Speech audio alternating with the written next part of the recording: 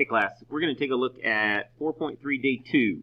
So 4.3 we talked about, we started talking about rational functions, and we talked about what are called vertical asymptotes.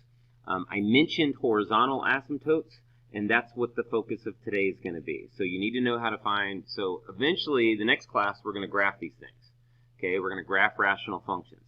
So you need to know how to graph, you need to know how to find the vertical asymptotes. Today we're going to talk about the horizontal asymptotes or something that's called an oblique asymptote. And these are going to be like the first two things that we find before we try to find some points to graph these. Okay, so a horizontal asymptote merely describes what is happening as your x values are going towards negative infinity or towards positive infinity. Okay, so for really big values of x, your function starts to get closer and closer to some value. So the example I did, we were getting closer and closer to 2. We weren't quite getting there. We were getting to 2.01 and 2.00001, but we were never going to quite hit the 2. Okay, and that's an example of a horizontal asymptote. It's just something you approach as your x's get really big or really small. It does not tell you what happens here in the middle. Okay, so we may be able to equal this value somewhere. We may cross this line at some point, like some here in the middle of the graph, but not towards negative or positive infinity. Now, if you take a horizontal asymptote, which would be like y equals 2 or y equals whatever, y equals 1, okay, if you take it and you add slope to it, so you put it at an angle, then it's called an oblique asymptote. Okay, it's very similar. It's the same idea. As your x's get really big, your graph just kind of takes off at this angle, and the values are getting closer and closer to this line right here. Okay, and then same thing as you head towards negative infinity, your graph just kind of starts to follow these values that mimic this line. So again, it's just an imaginary line that our graph just seems to get closer and closer to as our x values get bigger and bigger. Now, for an oblique asymptote, it's going to be a line that has slope to it. So that's what our equation is going to look like. So like y equals mx plus b. That's your standard slope-intercept form from Algebra 1. Whereas a horizontal asymptote is just y equals whatever number that is. Okay, it's a horizontal line. So down here on the bottom, I've got an example of a graph. And then I just asked some questions about it. So like state the domain and the range. Well, your domain, that's your x values. So the domain, well, if we look at this graph goes from negative infinity, and then it comes in, and then it curves, and it starts going up right where this, if you see there's a dotted line right here. Well, this is the y-axis, which would be x equals 0. So this graph, x equals 0, must be a vertical asymptote that our graph is getting close to, but it doesn't want to touch. Okay, so our domain would be x cannot equal 0. Your range, that's your y values. Okay, so what's this graph doing in the y direction? This is going towards negative infinity, and then it comes up, and then it gets to like negative 2, and then it turns and goes back down. So negative infinity up to negative 2. Now, we put a parenthesis on negative infinity. You always put a parenthesis on infinities. But we do equal negative 2, so we're going to put a bracket right there. And then there's this big gap. And then our graph starts at 2 and goes to infinity. So we're going to union that with the numbers from 2 to infinity. Okay, and that's our domain and range of that graph. List the x and y intercepts. Well, we never cross the x-axis. We are never going to cross the y-axis because that's a vertical asymptote, so there's none. Okay, so that could be an answer. The answer could be none. List the vertical asymptotes. We already did. We said that x equals 0 is a vertical asymptote. And then it says list the horizontal asymptotes, and it says list the oblique asymptotes. Well, you can only have one or the other. You can have as many vertical asymptotes as you want. I could make a function that has 5 different vertical asymptotes, but you're always only going to have one horizontal or one oblique. You can't even have both of them. So in this case, if you look, there's this dotted line that's going at an angle. So that's an oblique asymptote. So this is what we have. We've got an oblique asymptote, and they want us to write the equation for that. So again, y equals mx plus b is the form we're going to use. So what do we got going here? Well, our y-intercept is 0, so that's going to be a 0. And then our slope, if you pick a couple points that are on the dotted line, you go down 1 over 1. So that would be a slope of -1. So y equals -1x plus, and then 0. Now, you don't have to put the -1x. You could just put -x. You don't have to put the plus 0. Okay, you could just have y equals -x. That'd be a perfectly good example. But for your notes, I wanted to be clear as to what those numbers were. Okay?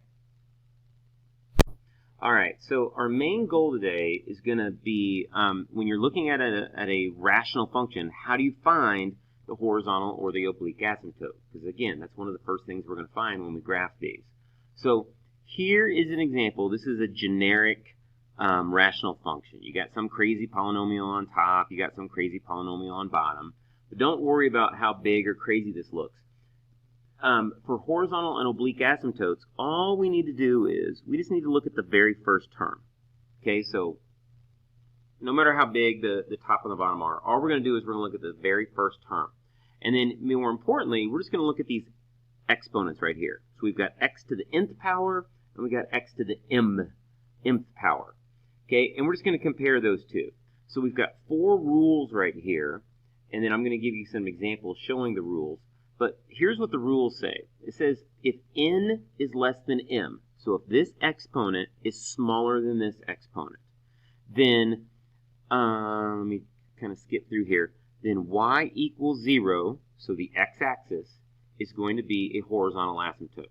Okay, so if you have some function, f of x equals, and let's say it's x squared plus whatever, doesn't matter what's after the x squared, and you have an x to the 5th plus whatever. Okay, doesn't matter. If this number is smaller than this number, then the x-axis, y equals 0, is a horizontal asymptote. So there's no math to do. You just look at it and tell. If the n and the m are equal to each other, okay, so if these two numbers are the same, pretend that they cancel each other out. Okay, so if this is an x to the 4th and this is an x to the 4th, pretend they cancel each other out. And then these two numbers right here, the a over the b, that number, that's where your horizontal asymptote is going to be. So what you'll get is something like this. You'll get f of x equals, and then you'll have 3x to the 4th plus whatever. And then down here you'll just have plain x to the 4th plus whatever. Okay, you'll have something like that. These two, imagine they cancel out, and they just leave you with 3 over 1. That is where your horizontal asymptote is. Okay, so again, that's an easy one, but you got to remember these rules. The rules aren't hard, you're just going to have to remember them. Okay, now, I'm going to jump down. Number 3 and 4 have to do with what happens if n is bigger than m. Okay, if n is bigger than m by exactly 1. So if this is an x to the 4th and this is an x cubed, or if this is an x cubed and this is an x squared, so it's got to be bigger by exactly 1, then that's when you're going to have an oblique asymptote. And what we're going to do is we're going to have to do division. We're going to have to literally take the top number and divide it by the bottom, which we can do because the top's bigger than the bottom. That's the whole point of this. We're going to take the top, divide it by the bottom, and then our answer is going to be something that looks like this. It'll be something x to the 1st power plus some number, and that's going to be our line. Okay, so our book uses A and B instead of like M and B. That is A, B, C, D. They're just using letters in order instead of the normal slope intercept that you're used to. But I'll show you an example of where this happens. Okay, if the n is bigger than m by more than 1, so like by 2 or more, then you just don't have any asymptotes. The graph doesn't approach some line and kind of goes off into space. Okay, so on the bottom, I've got 4 examples here. So look at the first one. The first one says 2x squared plus 7x minus 1, and then x squared plus 2. So all you're looking at are these two numbers right there. And the fact that x squared over x squared, those are the same, okay, that's rule 2, which says you pretend the x's cancel out, you just look at the numbers, 2, think of this as a 1, that's a 1. So 2 over 1, so y equals 2. We're done. That's where our horizontal asymptote would be. And when we graph these, we'll go up 2, we'll draw a dotted line, and then we'll know something about our graph. Okay, look at C. Look at this huge rational function I created. But if you look at the first terms, you'll see this is x to the 5th, this is x to the 6th. That's rule 1. It says if this is smaller than that, then y equals 0 is a horizontal asymptote. And you're done. That's it. That's the only rule. Okay? That's the only thing you got to worry about. Now, I know I went sideways. This is A and this is C. And now I'm jumping down to B. Now, this is rule 3. This is one bigger than this. So we are going to divide this by this to figure out what our oblique asymptote is. So for this, we're going to use long division. So I'm going to show you how to do an example of long division. We're going to take the top, x squared plus 4x plus 1, and we're going to divide it by, so just like you did in like elementary school, we're going to divide something by something else. And then here's what you do. All you do is you look at the first terms, the x and the x squared, and you think, I need to multiply something by x to turn it into this. Well, if you multiply x times itself, x, you'll get x squared. So that's what we're going to do. That's what goes on the top. And then you do that. You multiply x times x, x squared, x times -2, so you're going to distribute. You're going to multiply this x times everything. And then what do you do in long division? You subtract this row from that row. You subtract everything. Well, the x squared minus x squared cancels. And then 4x minus -2x is 6x. And then what do you do in long division? You bring down the next number, plus 1, and then you do it all again. You look at the x, and you look at the 6x, and you say, if I multiply this by a 6, I'm going to get 6x. So 6 times x, 6x. 6 times -2 is -12. And then we subtract that row, which would get us 0 here. And then 1 minus -12 is 13. That's the remainder. Now, this isn't important to us. This is our answer. Y equals x plus 6 is an oblique asymptote that our graph is going to follow. So go up to 6. 1, 2, 3, 4, 5, 6. Draw a line that has a slope up 1 over 1, up 1 over 1, up 1 over 1, down 1 over 1. Okay? And that would be our oblique asymptote. Okay? For D, same thing. I've got x to the 4th, x to the x cubed. So this is one bigger than this. So for this one, 3x to the 4th. Now, you can't have any gaps. So notice how I'm missing an x cubed. I've got to account for that. So I'm going to have plus 0x cubed, then minus x squared, and then plus 0x, and then plus 0. I'm going to account for all the missing gaps in this. And I'm going to divide this by, this one has a missing gap as well at 0. X cubed minus x squared plus 0x plus 1. Now, this looks like it's going to be a lot of work, but it's really not. There's just two things you have to do. You've got to figure out, what do I multiply x cubed by to get 3x to the 4th? Well, I need a 3, and I need another x. So that's the first part. My answer is actually halfway done. 3x times x cubed is 3x to the 4th. 3x times minus x squared is going to be minus 3x cubed. So see how everything lines up because I added that 0x cubed. 3x times 0x is going to be 0x squared. 3x times 1 is going to be 3x. And then you subtract everything. These cancel. 0x cubed minus negative is the same as plus, so that's 3x cubed. Minus x squared minus 0 is going to be minus x squared. And then 0x minus 3x is minus 3x.